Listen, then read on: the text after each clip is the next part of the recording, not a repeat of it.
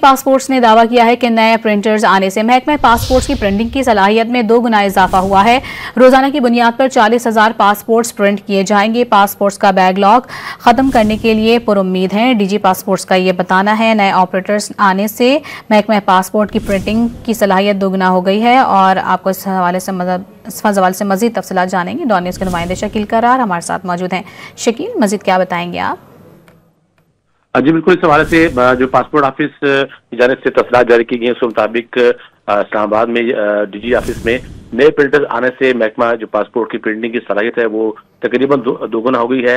इससे कबल जो है वो 20,000 पासपोर्ट पर डे प्रिंट होते थे और अब जो है ये प्रिंटिंग 40,000 तक पहुंच चुकी है। और इसके साथ साथ जो रोजाना की बुनियाद पर प्रिंटिंग का जो प्रोसीजर था उसको बढ़ाया जा रहा है। कोशिश की जा रही है कि मजीद इसमें तेजी लाई जा सके।